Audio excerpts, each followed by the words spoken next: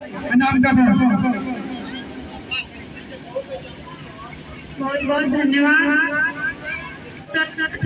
विश्व को ज्ञान देने वाले विश्व गुरु भगवान बुद्ध के चरणों में नमन करते हुए पूरे भारत को दुनिया का सबसे बड़ा लोकतंत्र देने वाले, भारत को गणतंत्र व्यवस्था देने वाले, भारत को संसदीय प्रणाली देने वाले the symbol of knowledge Bodhisattva Baba Saheb doctor Bhimrao Ambedkar ji के चरणों में नमन करते हुए हमारे समाज में तमाम संतों महापुरुषों तथा गुरुओं के चरणों में नमन करते हुए सामने बैठे हुए बड़े बूढ़े तथा माताओं बहनों को मेरा जय भीम नमो बुद्धाय।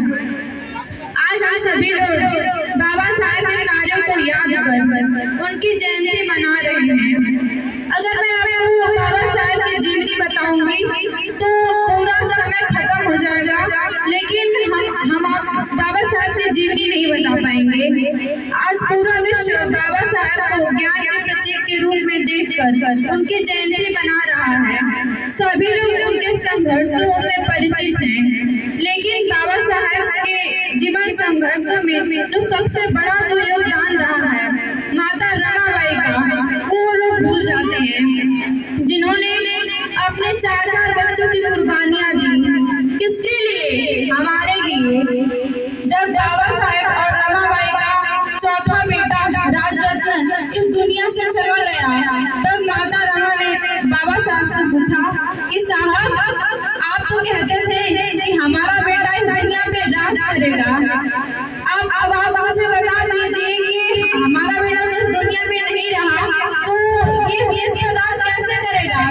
तब बाबा साहब ने कहा उस शरीर को साक्षी मानते हुए कि रामो, मैं जानता हूँ कि हमारा बेटा राजरत्न इस दुनिया पे राज नहीं कर सकता है, लेकिन आज के बाद मैं ऐसा कार्य करूंगा कि इस देश की हर रमा के पेट से पैदा होने वाला हर राजरत्न इस देश पर राज करेगा।